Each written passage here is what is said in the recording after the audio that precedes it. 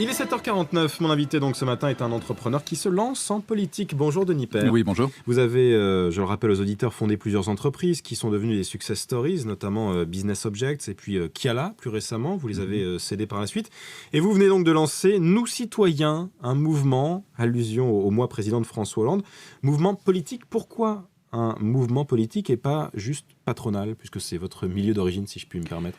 Un mouvement politique parce que le niveau de frustration des Français aujourd'hui dépasse le monde patronal. Les conséquences d'un pays bloqué aujourd'hui, un pays qui n'arrive pas à entrer dans le 21e siècle, se font sentir par l'ensemble de la population. Ce sont tous les Français qui souffrent aujourd'hui, qui souffrent du chômage déjà, d'une précarité de plus en plus importante, d'impôts qui assomment le pouvoir d'achat, qui bien sûr aussi découragent tous ceux qui tirent la machine économique.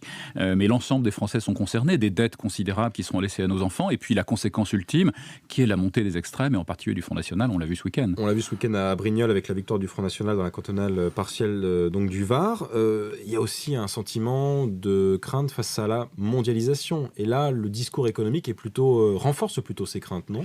Il y a un sentiment de crainte par rapport à la mondialisation, et clairement sur ce thème-là, nous prenons une position très forte en disant que la mondialisation est une opportunité historique de création de richesse et d'emploi pour la France.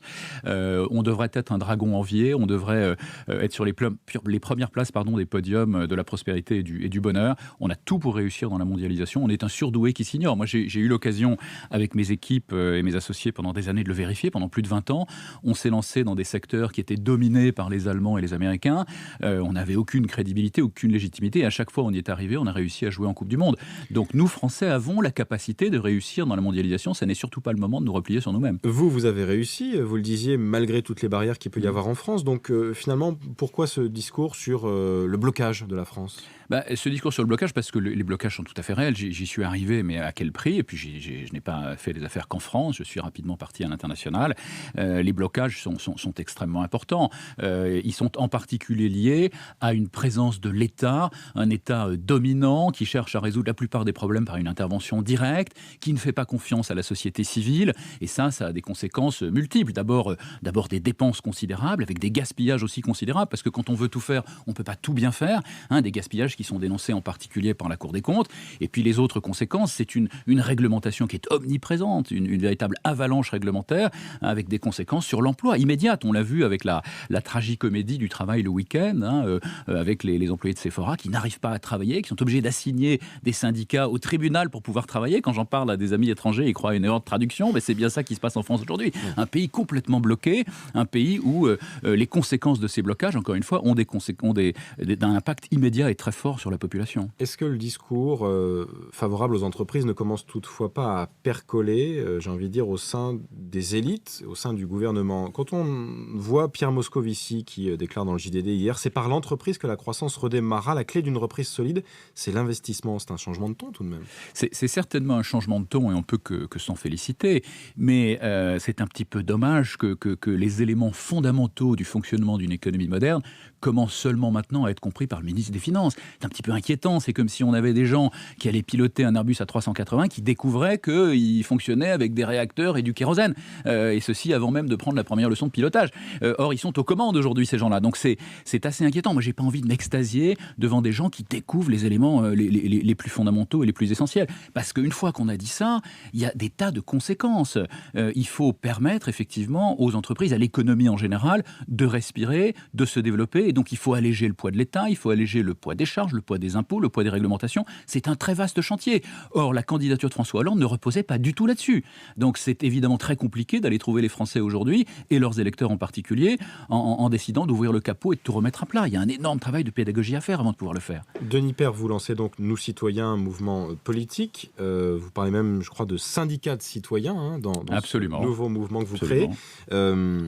L'idée, c'est quoi ? C'est de présenter des candidats aux prochaines élections ? Alors, on veut redonner la parole à la société civile. Effectivement, on va être un petit peu le syndicat des citoyens, à cette majorité silencieuse qui n'a pas la parole aujourd'hui. Parce que les dirigeants politiques sont finalement issus d'une toute petite communauté. Ce sont en gros deux profils dominants, des fonctionnaires, beaucoup de fonctionnaires, souvent de qualité, mais ils sont beaucoup trop nombreux. Il y en a 50% à l'Assemblée et au Sénat. C'est beaucoup plus que leur poids dans la population qui est de 20%. Et ce sont des gens bien, mais ce sont des gens qui ont une vision du fonctionnement du pays qui est très particulière, avec un État omniprésents, j'en parlais tout à l'heure, avec des méthodes souvent archaïques de gestion en particulier du personnel. Ils ne connaissent pas l'économie, ils ne connaissent pas l'entreprise, ils ont même souvent des préjugés vis-à-vis de l'entreprise, et ils ne connaissent pas le monde et ils ne voient pas le potentiel de la France dans le monde. Donc ça, c'est un premier problème. Le deuxième problème, c'est que l'autre population qui domine en politique, ce sont des politiques de carrière, qui ne raisonnent que par rapport à la prochaine élection, qui ne vont pas prendre de risques pour maximiser leurs chances d'être réélus. Et donc, on va se retrouver avec des gens qui vont être dans une logique de carrière, encore une fois, et pas de mission pour l'intérêt général. Et donc, un pays qui sera bloqué de ce fait-là. Donc vous appelez quoi? Un renouvellement du personnel politique? On appelle effectivement à un renouvellement du leadership des dirigeants des partis politiques de gouvernement. Effectivement, ça nous semble être la seule manière de réformer ce pays. Et bien sûr, à la mise en place d'une plateforme. Nous allons concevoir un projet citoyen avec la société civile. On va être amené à faire des propositions sur 9 grands thèmes proches des préoccupations des Français, l'emploi, l'éducation, et ensuite faire réagir la société civile à travers une plateforme participative. Vous êtes, je crois, une centaine au départ de ce mouvement politique. On était une centaine il y a 4 jours. On est pratiquement 7 à 8 fois plus actuellement en quelques jours. Effectivement, ça démarre très vite. Il y a une attente très forte, je crois, dans la population. Oui.